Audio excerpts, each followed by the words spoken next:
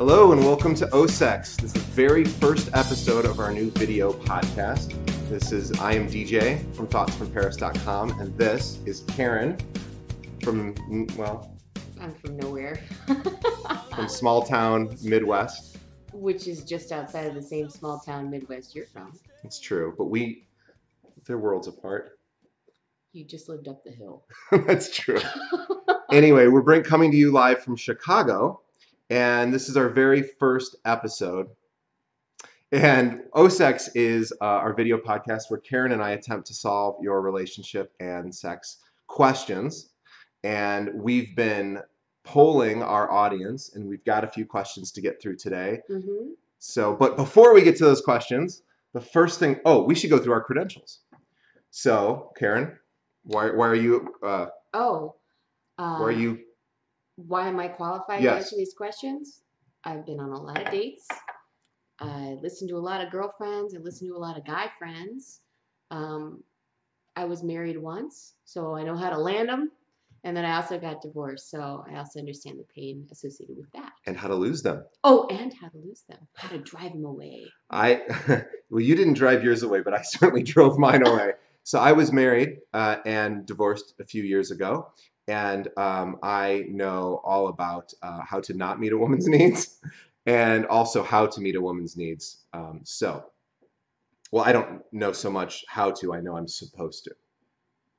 Okay. Yeah, I'm not very good at it. It has to do with something about being present. And I'm not very present most of the time. But we are very excited to help you in your relationship issues. But before we get started, our first part of the show is, this time it's Karen's Dating Don'ts. Mm-hmm. Sponsored and brought to you by a great program called Romance. The website is romance-text.com. The program is Text the Romance Back. So please visit romance-text.com. This is a program to help reignite the passion and romance you once had in your relationship. So wives and girlfriends, if the spark has dimmed a bit, time to ramp back up. And it's not just sending dirty text messages. It's actually how to capture and lead your partner's attention through sexy and fun text messaging that is in just the way that they like to receive. So viewers of oSex get the program for only $47, and it has a money-back guarantee. The guy who did it, Michael Fiore, has been in over 200 radio and television shows. It's great, but it's not $99. It's $47 for viewers of this show. So how do you get it? You go to romance-text.com. Okay, let's hear your dating don't of the week. Dating don't actually happened to me not too long ago. It's the one that sticks out fresh in my mind. Went on a date with a young man. It was actually a very nice time. Agreed to a second date where he said, "I'll cook you dinner." And I thought, hey, I'm not a cook. This actually could work out. Sure. I show up it's very romantic. It is, and a little romantic. I show up to his place, and he's wearing sweatpants. Yeah. And then he says, wow. And then he says, "Oh, you're dressed up." You were not in sweatpants. I was not in sweatpants. I mean, I wasn't wearing a tuxedo or a formal gown or anything, but I wasn't wearing sweatpants. We were all about, impressions, right? Sure. That's what it's all about. Bring your best self. Bring your best self. Anyway, cooked the meal, and then all of a sudden front door opens up, and I heard, "Hey, man." And then I said, who's this? "Oh, Karen, this is my roommate, Dave." And I was like, oh, I didn't realize there was a roommate. So not only was there a roommate, but the roommate actually prepared his dinner in the kitchen while we were in the kitchen preparing our meal as well. So yeah, it was just all kinds of awkward. Finished the meal, and date turns to me and he says, "Well, we could go out to the living room. Would you like to play video games?" I don't play video games. No. So that is, there's a couple things horribly wrong with that scenario. When you came, you were in like jeans and a nice shirt? Or? Yeah, I was. Okay. So did he do the embarrassing? Nope. Didn't change? No. Oh no, not at all. He almost shamed me for having How put dare forth you? having put forth the effort. Yeah. And I'm like, come on, dude.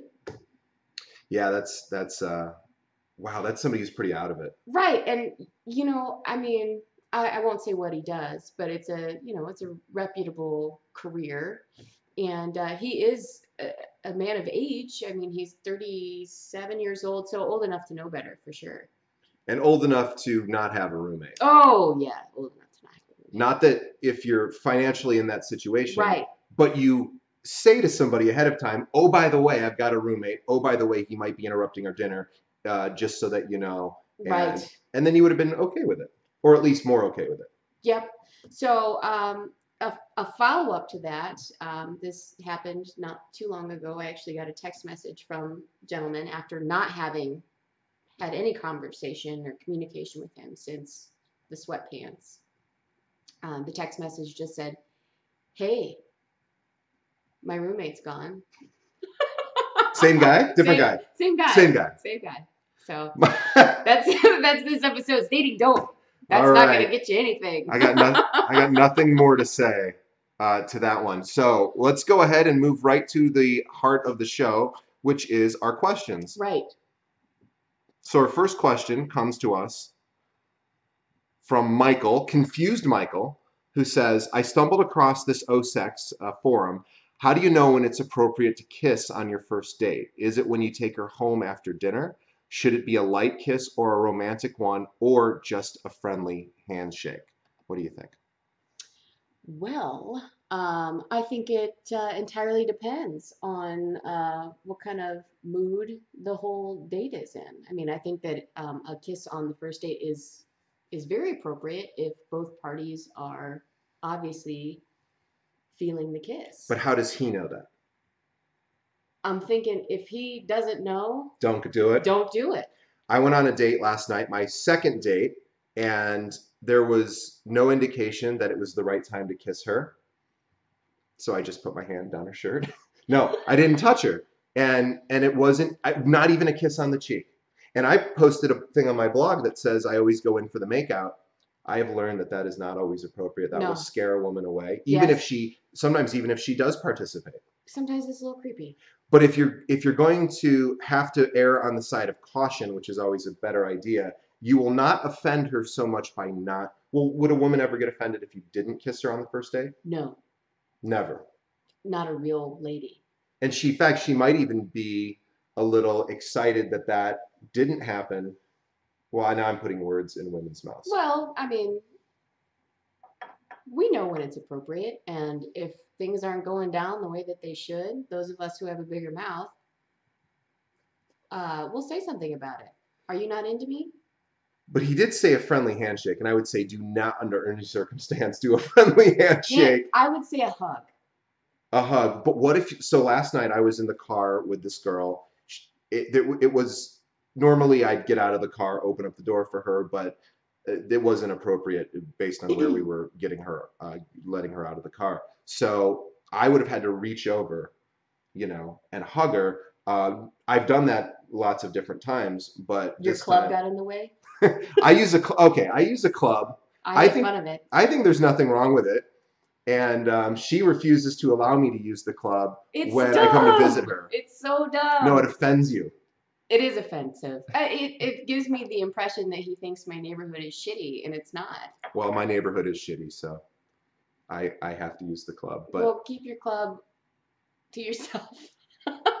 And my hands to myself. And your hands. So the answer, Michael, is to err on the side of caution if you're unsure. If you have any trepidation about kissing a girl, do not kiss the girl. Nope. I think that you can always go in for a cheek kiss, and you will. The only potential you have of being rejected is if she assumes you're not going in for the cheek kiss. So what you have to do is you have to make it very clear that you're going that direction as opposed to dead on. If you go from the side, she's not going to assume you're going in for. Right. So let's just And you don't do this. Right. You don't cradle her face. Otherwise, because that's just creepy. It's creepy. And it's creepy now.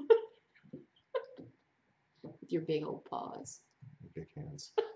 And my little stain right here. Aww. Yeah, that's not sad. Okay, next question. is from Anonymous. I have been divorced since September 2008, and for some strange reason, my ex is in a lot of my dreams. Incidentally, I dream every night and quite often remember them in detail. Anyhow, I don't know why. I just wondered if you did too. Well, both of us are divorced, so we'll have some opinions here. I have no desire or plans getting back with him, but he always seems to be in a couple of my dreams. P.S. I dream about dead people that I used to work with. Does that mean I'm a complete nut job? Okay. Complete nut job? Not even close. I dream about the same young man I had a crush on since I was 8 years old, all the time. I wouldn't say all the time, but he's like a routine character that pops up in my dreams. And I always think it's probably because I had some like unfinished business with this person, or maybe it's just also I was always very insecure around him. So maybe when I'm feeling insecure, he happens to pop up in my dreams. Sure. That's about it. But I mean, as far as dreaming about an ex, I don't really dream about my ex-husband per se, except like in anger circles, and I guess that's the feeling that I'm feeling at the time, anger. Yeah, for me, I don't dream about my ex, but let's not get too, and I don't mean you, but in general, I think as a society, we're so we have such a narcissism that we think our dreams are really significant, and maybe they are. But my dog has nightmares every night, every day while she's sleeping. I take her to work. I hear these nightmares, and she sometimes barks and growls as well during her dreams, which maybe are good dreams. So Or maybe she's just chasing a rat. maybe she's chasing a rat. Do dogs chase rats? I think that's cats. Dogs, Whatever. Dogs chase they birds, and chase rabbits and that's true. But my point is that I don't think our dreams are all that significant if we take it in the larger context of animals seem to have nightmares and dreams. So does it mean you have unfinished business? Probably. So here's what I would ask, Anonymous. I would say, when you think about your ex, what feelings come up? right. Do you have anger? Do you have fear, sadness? Do you have shame? You know, what feelings are coming up? And that is probably worth exploring. I think that is 100% on the money. All right, let's. Oh, and as far as dreaming about dead people, yeah, you're nuts. It's fucking weird. No, I'm kidding. You're fine. You're fine. Unfinished business. All right. Our next question comes from Jessica, who said, "You told me this was anonymous, and I don't really believe you, but since you're both kind of dorky, Hey. I had to write something. I mean that in a friendly way. Okay. Also, I went to 4 colleges, so there. Must have been a great student. I don't have a sex question except the old standbys. How many sexual partners is too many partners?" And we can't give the weak answer. It all depends. We have to actually come up with something that is too many. Sure. So let's answer that one, and we'll get to the next question. I think too many sex partners are when you have absolutely no idea how many people you've slept with. That's probably too many. As a man, 2?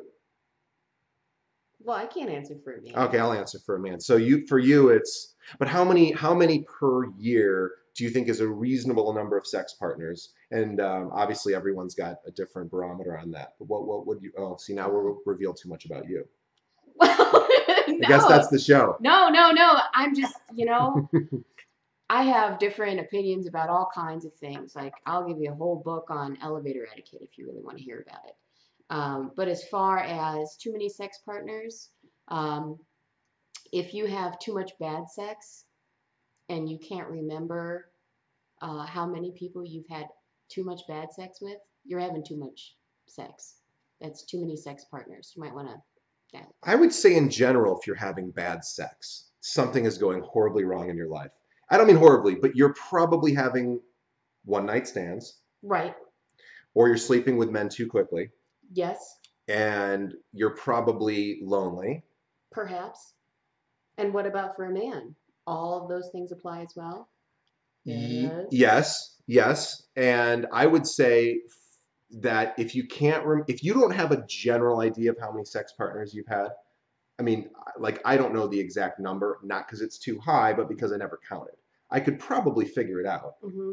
You know? I think women and men differ in that. Like, women Like we really hold on to like, oh, you got to keep your number low, which is why you always go back to the same people just to, maintain your number. And for those of you who know what I'm talking about, you know what I'm talking I've got an idea. about.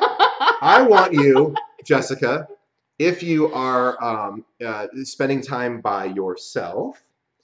Now, this is more of maybe a man thing, but I want you to pay attention in a month's time. How many different people funnel through your mind during those private moments that you share intimately with Jessica? And if we're talking about 15, 20 people and you're in your mid 20s, you're probably having a little too much sex. Oh, No, I think disagree? that's terrible advice. Okay. Then, Terrible, terrible advice. no. Get out a pen and paper and write them down. If you can't remember, you can't remember too much. Too much. Okay. The second question is, what do I do if my sex drive is higher than my man's? I can talk about this because I was married to a woman with an extremely high sex drive, and I would say her sex drive was higher than mine. Not proud of that. It's a little bit emasculating, but that was the truth. But I had all sorts. I had issues around sex. I had some stuff I had to work on to get me through, and then once I did, so I was able to meet her needs and also to um, increase my own sex drive just based on working through the blocks I had. But as far as if they truly have a higher sex drive, if she has a higher sex drive than her man, then what does she do? Go to a toy store Hmm. And and I know I'm teasing. I, take you to the candy shop. by the way, you never look under a woman's bed or in her side drawer. This whole theory that you have of the Crown Royal bag. Every woman uses Crown Royal bag. Yeah, we've asked I've around. polled some friends and Nobody seems to be doing that. no one Crown Royals their toys. I have two theories that have both been shot down by Karen. One is which girls circle their days on the calendar when they're cycling, and Well, I don't circle. I draw a little heart. I just wish they'd send you to the edge of the village like they used to. Or my own TP. Yeah, well, just get away from me. And then the second piece is the Crown Royal bag. I would say if your sex drive is higher, realize that your man won't always be able to satisfy you during those periods, and you can explore time with yourself through those, Devices. Yes. I think that's pretty good advice. I think what you have to realize is, as in the Buddha tradition, that attachment to wanting somebody to change is a very there's an old Buddhist saying called "what is," and what is your man just very well may have a low sex drive, and you wanting to change that is probably going to lead you into a lot of suffering because he just might not be built that way. Or you could just invite him to watch. Yes, that is incredibly. I would think that'd be incredibly sexy. Yeah, maybe he, isn't feeling it, but maybe he would enjoy a show. Yeah, that's a good point. And now I'm totally off track. So Karen, after the show, let's pretend we're not just friends. All right, last question. About a month ago, I broke up with my boyfriend of about a year. There are many things wrong with our relationship. This is a really long question, so I'll paraphrase. Honestly, it was the worst sex I ever had, and I just reached a point where all the good qualities couldn't make up for the bad sex. Other big issue is that the relationship, he was emotionally needy. Felt drained, blah, blah, blah. Now, a month has passed, and he's been calling and trying to hang out again. He's questioning why I'm avoiding his calls and not responding to his email text. I can honestly say that I don't miss him. I'm not interested in bringing his negative energy back, especially since I think he's wanting a friends with benefits situation. Better to say so now what do we say? Is it better to say I'm not talking with you and I don't want to, I'm not interested in being friends, or I cringe every time I think of you and how awful sex we had, I don't think we can be friends. I don't want him to hate me, but I'm afraid that if I sugarcoat this, he won't understand. Don't sugarcoat it. Tell him. Don't tell him about the bad sex, because that would be extremely Yeah, no, emasculating. there's no reason to say bad sex, but I think the most important piece of this, which is something I'm going to touch on, I had some experience with this, is as much as you don't want someone to not like you because you are ending a relationship, there's always going to be the chance that they're not going to like you. And in fact, the chances of them not liking you are very great. And basically, you can't have it both ways. You've got to let them work through their feelings and let them kind of decide when it's going to be okay, when things aren't going to be awkward. There's really nothing that you can do to make or change the way that this person feels, not without giving them the wrong impression. This person needs time away from you and time to process what had just happened. So I think probably cutting off communication from this person is probably best. I would say prior to cutting off communication is not leaving him in the dark. Find the courage to say to him, at this point, I am not ready to be your friend. I'm not sure if that will change in the future, but at this point, I am working through my own issues around you. She clearly is angry at this guy. She talks about how she doesn't. Yeah, she says a little, I mean, I wouldn't say angry, but certainly looks at him in a negative light. Right. So I would say to you, whoever this is, anonymous, I would say, tell him that you're not ready to be friends and that you might not be ready to have friends, to be friends, but that you want to spend some time alone, and ask him to respect that part of you. In fact, here's a great little phrase you can use. At the end of that, say, and I know that you'll respect that boundary. Ooh. Oh. Yeah, pretty smart, huh? Yeah, that's a good one. Yeah, and I know you'll respect that boundary. And just so that you know, no, that's it. Just stop there. Yeah, I like it. I like it. Yeah, you basically presuppose that he's going, and all he can do is agree with that, or else he'll have to say, no, I don't respect that. And if he doesn't respect it, then you know that he's probably not a good friend. Well, I think it's pretty obvious he's still hung up on you. Yeah, I don't think he just wants sex. No, he wants to be present in your life. You don't want him there. It's very cut and dry, black and white. Cut it. Cut it. And trust me, you'll never go back. No, you will not. You'll never be friends. Mm-mm. It'll always be awkward. It's just best to let things lie. Yeah, the best hope you have is that he finds a new woman to fall in love with. Yep. He'll if he truly loves her, he won't bother you anymore. That's right. Takes the heat off of you.